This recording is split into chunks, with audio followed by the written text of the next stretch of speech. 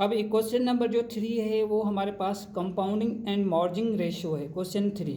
अब क्वेश्चन 3 को करेंगे। अब ये जो क्वेश्चन है एसटीएस और एनटीएस में बहुत बार रिपीट हो चुका है, तो अब इस क्वेश्चन 3 को हम करेंगे। क्वेश्चन 3 में कहा गया है कि if A ratio B is 2:3 के बराबर है and B ratio C is equal to 4:5 के बराबर है।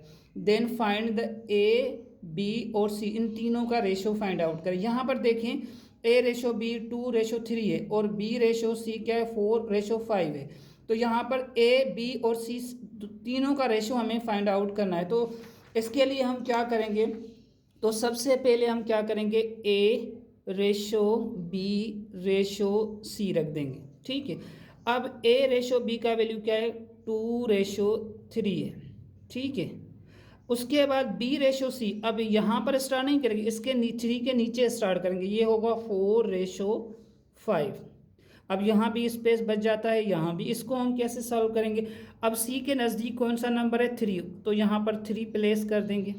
ठीक है, और इस ये जो स्पेस यहाँ पर खाली, इसके नज़दीक कौन सा नंबर है 4, यहाँ पर 4 प्लेस कर देंगे।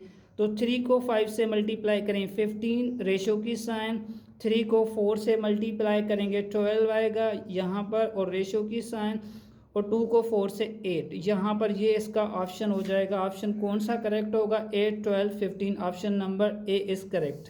अब आते हैं क्वेश्चन नंबर 4 की तरफ।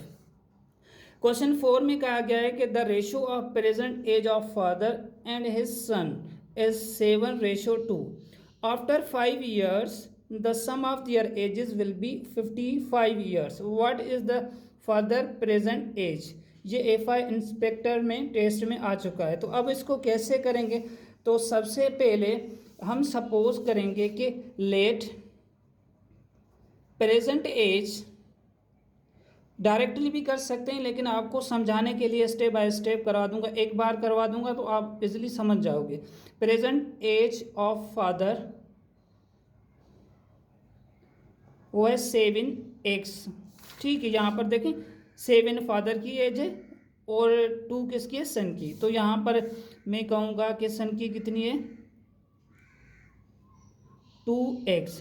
अब ये कह रहा है कि after 5 years the sum of their ages. अब इन दोनों की एज में 5, आफ्टर 5 ईयर है ना, आफ्टर 5 years, तो क्या करेंगे 7x में +5 कर दूंगा और उसके बाद 2x में +5 कर दूंगा। अब नेक्स्ट हम पढ़ते हैं सम ऑफ दियर एजेस। अब इन दोनों की एज का हम सम करेंगे। सम का मतलब होता है प्लस, 7x + 5 और +2x + 5। जब इन दोनों की एज को हम सम करते हैं तो वो किसके बराबर है 55 ईयर्स। तो यहाँ पर लिखूंगा 55 ईयर्स। ठीक है, अब यहाँ पर हम क्या करेंगे, क्योंकि एडिशन है तो लाइक टर्म ये दोनों आपस में ऐड होंगे, ये दोनों आपस में ऐड होंगे। तो 7x + 2x + 5 + 5 = 55। अब 7x + 2x बन जाएगा 9x + 10 = 55। ठीक है, अब ये 10 यहाँ प्लस है, इसको हम शिफ्ट करा देंगे तो ये प्लस की साइन चेंज होकर माइनस बन जाएगी। 9x = 55 - 10। 55 से 10 को माइनस करेंगे तो ये बन जाएगा x = 45। ठीक है, 45 है। अब ये 9 यहाँ पर मल्टीप्लिकेशन उस साइड लेके जाएंगे तो डिवाइड हो जाएगी। 45 को 9 से जब डिवाइड करेंगे तो हमारे पास आंसर क्या आएगा 5, x का वैल्यू 5 आ गया। ठीक है, अब हमें किसकी एज फाइंड आउट करनी है, the father present age, father की प्रेजेंट एज फाइंड आउट करनी है। तो हम क्या करेंगे, the present age of father 7x है, तो 7 से x का वैल्यू हमने कितना निकाला है 5। 7 को हम 5 से मल्टीप्लाई करेंगे तो क्या आएगा 35 ईयर्स जो होगी एज, प्रेजेंट एज किसकी होगी फादर की। अब फॉर एग्जांपल क्वेश्चन में हमारे पास जो इसका आंसर होगा ए करेक्ट होगा, लेकिन इस क्वेश्चन में पूछे सन की प्रेजेंट एज क्या होगी, तो आप 5 को किससे मल्टीप्लाई करोगे 2, 2 मल्टीप्लाई बाय 5 2 5 द 10, ये जो एज होगी वो सन की एज होगी। ठीक है, अब हम क्वेश्चन नंबर 5 कर रहे हैं। If 15% of x is the same as 20% of y, then x ratio y is। ठीक, इसको हम अमूमन ये क्वेश्चन आते हैं टेस्ट में, तो इसको हम कैसे करते हैं। यहाँ पर देखें 50% of x is equal to 20% of y।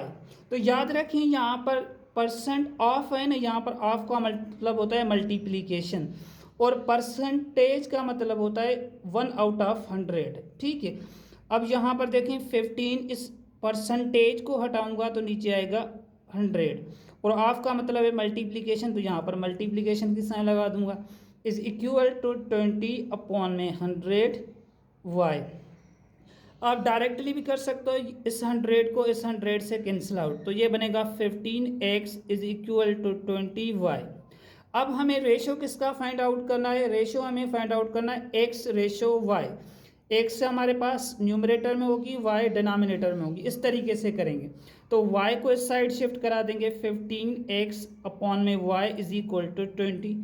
अब ये जो 15 है यहाँ पर मल्टीप्लीकेशन इस साइड डिवाइड हो जाएगा, x अपॉन में y is equal to 20 divided by 15।